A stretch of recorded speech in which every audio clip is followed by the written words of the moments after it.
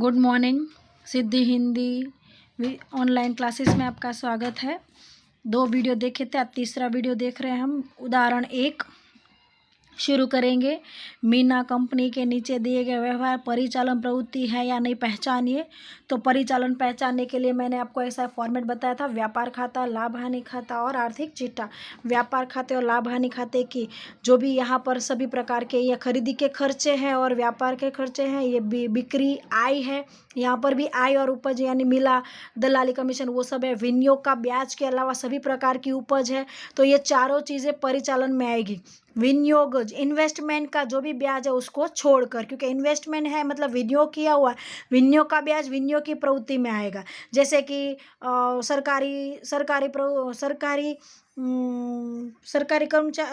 प्रवृत्तियों में विनियोग, या फिर डिबेंचर में विनियोग, संपत्ति में विनियोग, उन सब का जो भी ब्याज है यहाँ पर आय हम लिखते हैं, लेकिन वो आएगा विनियोग की प्रवृत्ति में। उसके अलावा दलाली कमीशन, मिली उपज है, मिला बट्टा है या मिला ब्याज, कोई भी इस तरह की जो भी आय है, अन्य आय, वो सभी आय, ये चारों चीज़ें परिचालन के अंदर आएगी। कुछ प्लस या कुछ माइनस, लेकिन वो आएगी परिचालन में।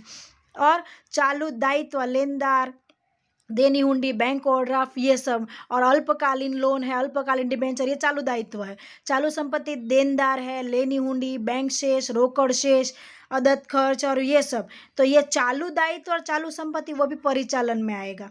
ठीक है, तो परिचालन बड़ा है। ये दोनों चीज़ें, मालिकी के फंड, इक्विटी शेयर और अधिमान के शेयर पूंजी और वो सब अनामत है, शुद्ध लाभ है, ये सब। और गैर चालू या बिन चालू बोल सकते हैं, लॉन्ग, दीर्घकालीन दायित्व, यानी कि दीर्घकाल के डिबेंचर है, लोन है, लॉन्ग टर्म वाले, वो सब, वो वित्तीय प्रवृत्ति में आएगा। और संपत्ति, स्थिर संपत्ति जो गैर चालू है, जमीन, मकान, यंत्र, वो सब, वो विनियोग में आएगा। तो अब आप उदाहरण के अंदर देखकर आप पहचान लोगे। वेतन तो हम जानते कहाँ आता है, लाभ हानि में। कौन सी प्रवृत्ति? परिचालन। लोन ली, अब लोन ली वो कहाँ आएगा? आपने लोन लिए, दायित्व कहाँ आएगा? दीर्घकालीन है, कुछ नहीं लिखा तो उसको दीर्घकालीन, तो गैर चालू, तो वो किस में आएगा? वित्तीय, मतलब वो परिचालन नहीं। देखो यहाँ पर परिचालन है, ये तीसरे नंबर की लोन ली, परिचालन की प्रवृत्ति नहीं है। ठीक है, इस तरह से। तो अब देनदारों से प्राप्त यहाँ पर देनदार, देखो हम देनदार संपत्ति में आएगा, चालू संपत्ति में। तो कहाँ आएगा? चालू संपत्ति कौन है? परिचालन। तो 5वां है वो परिचालन। देखो यहाँ पर 5वां परिचालन प्रवृत्ति, बराबर है। आगे 7वां, यंत्र का रोकड़ से विक्रय। यंत्र आपने रोकड़ से बेचा और आपको उसकी क्या मिली? रोकड़ में आय। यंत्र का रोकड़ से विक्रय, रोकड़ से विक्रय हुआ है, आपको आय प्राप्त हुई है। पर यंत्र हम जानते हैं यहाँ पर आता है गैर चालू में, क्योंकि यंत्र दीर्घकालीन संपत्ति है। यंत्र इसमें, चालू संपत्ति में अभी मैंने थोड़ी देर पहले बताया, कौन आएगा? देनदार, लेनी हुंडी, बैंक शेष, अंतिम स्टॉक है, अदद खर्च है, रोकड़ शेष है, ये सब आएगा। तो यहाँ जमीन, मकान, यंत्र, फर्नीचर, वो गैर चालू, तो वो किस में आएगा? वित्तीय, विनियोग में, सॉरी। तो ये यंत्र का जो भी रोकड़ में विक्रय हुआ है वो किस में आएगा? परिचालन में नहीं आएगा। तो कौन कौन परिचालन में अब तक? वेतन परिचालन में आया, बस एक। फर्नीचर खरीदा, फर्नीचर दीर्घकालीन संपत्ति है तो वो परिचालन नहीं है। लोन का ब्याज चुकाया, लोन का ब्याज 11वां। अब देखो लोन का ब्याज मैंने थोड़ी देर पहले बताया, लोन या तो लोन ली होगी या तो लोन दी होगी, दोनों। तो लोन है वो गैर चालू और गैर ली है तो दायित्व है, और आपने लोन दी है तो संपत्ति। तो दोनों वित्तीय विनियोग की प्रवृत्ति है, परिचालन में नहीं आएगा। थोड़ी देर पहले ही मैंने विनियोग का ब्याज या तो इसका ब्याज है, वित्तीय का ब्याज है तो वित्तीय में आएगा, विनियोग का ब्याज है विनियोग में आएगा। तो ये लोन विनियोग या वित्तीय की प्रवृत्ति है तो उसका ब्याज इन दोनों में आएगा, परिचालन में आएगा नहीं। इसलिए लोन जो 11वां है, लोन का ब्याज चुकाया, वो परिचालन प्रवृत्ति नहीं है। मजदूरी चुकाई, मजदूरी हम जानते हैं व्यापार खाते में आता है यहाँ पर, इसलिए मजदूरी है वो परिचालन प्रवृत्ति है। डिबेंचर की रकम वापस की, डिबेंचर दायित्व में आता है, जो आपने पैसे लौटा दिए तो वो परिचालन प्रवृत्ति में आएगा नहीं, क्योंकि वो वित्तीय प्रवृत्ति है। देनी हुंडी के चुकाए, ये भी परिचालन प्रवृत्ति नहीं है। दलाली मिली, परिचालन प्रवृत्ति है।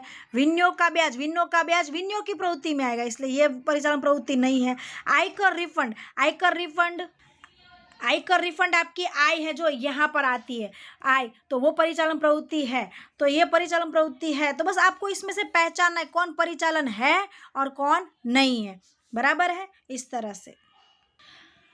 साथ ही हम उदाहरण 2 भी देख लेते हैं। जमीन की खरीद, अब इसमें क्या पूछा है, विनियोग की प्रवृत्ति है कि नहीं वो पहचानो, ठीक है।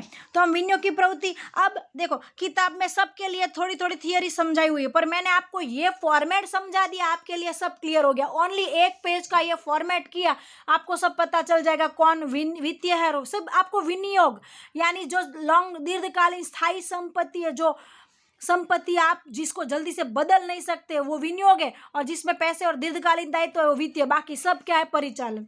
तो आप आराम से विनियोग किसमें, विनियोग मतलब क्या, इन्वेस्टमेंट किसमें करेंगे आप आराम से पहचान। जमीन की खरीदी, जमीन किसमें आएगा, जमीन किसमें आएगा, गैर चालू, तो कौन सी प्रवृत्ति हुई, विनियोग की, तो वो विनियोग की प्रवृत्ति है।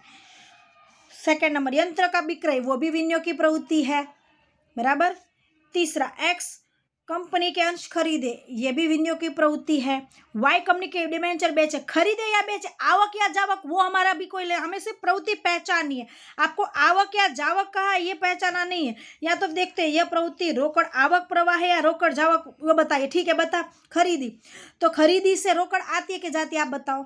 खरीदी करने से रोकड़ जाती है, तो आपने जमीन की खरीदी की तो रोकड़ जावक प्रवाह है और यह विनियोग की प्रवृत्ति है।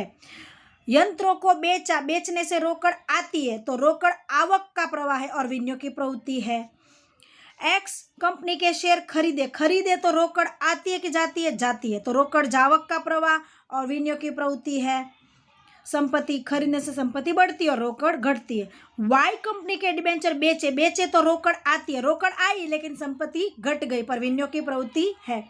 कारखाने में संपत्तियां बनाई, कारखाने में संपत्तियां बनाई, अब कारखाने में संपत्तियां बनाई मतलब आपने नई संपत्तियां खरीदी, तो रोकड़ आती है कि रोकड़ जाती है, अब बनाई है तो रोकड़ जाती है, तो जावक रोकड़ पड़ा और संपत्ति में क्या हुई, वृद्धि, और ये विनियोग है। कॉपीराइट्स का क्रय, क्रय मतलब बेचा, कॉपीराइट्स भी क्या है, आपकी गैर चालू संपत्ति है। पेटेंट ट्रेडमार्क कॉपीराइट आपको याद है, तो 11वीं में ये मैं खास समझाती थी। Patent trademark copyright franchisee software, ये सब आपकी क्या है, गैर चालू संपत्ति है। तो कॉपीराइट वो भी संपत्ति, क्रय यानी क्या, आपने उसको खरीदा, क्रय यानी खरीदा, तो आपने खरीदा, रोकड़ आती है कि जाती है, रोकड़ जाती है, रोकड़ जाएगी और संपत्ति आती है तो संपत्ति का क्या हुआ, वृद्धि हुई, यानी ये विनियोग की प्रवृत्ति है। वेतन, अब आप बताओ वेतन किस में आएगा, वेतन लाभ हानि में आएगा यहाँ पर, तो वेतन यहाँ आएगा तो कौन सी प्रवृत्ति है, परिचालन, मतलब वेतन चुकाया वो आपकी ये विनियोग की प्रवृत्ति नहीं है। आवक माल गाड़ी भाड़ा चुकाया, चुकाया यानी क्या हुआ, खर्च, दोनों खर्च है, चुकाया चुकाया, तो ये दोनों खर्च है, तो दोनों आपकी कौन सी प्रवृत्ति, परिचालन, मतलब विनियोग की प्रवृत्ति नहीं है। ये हुआ उदाहरण नंबर 2। इस तरह से अगर आपको परीक्षा में पूछे तो आपको पहचानना है, ठीक है। आज के लिए इतना। हाँ, आपको होमवर्क दे देते हैं, सेम ऐसे 2 सवाल होंगे आपको। आज का होमवर्क आपका है स्वाध्याय पेज नंबर 284, तीसरा सवाल, परिचालन की प्रवृत्ति बताइए, और इसका भी ये तीसरा सवाल, परिचालन प्रवृत्ति के व्यवहार बताइए, ओके, और 5वां विनियोग की प्रवृत्ति बताइए, ठीक है। तो 5वां, क्योंकि विनियोग तक मैंने आपको बता दिया है, तो आपको 5वें तक करना है, यानी तीसरा, चौथा और 5वां, उतना आज आपको होमवर्क है।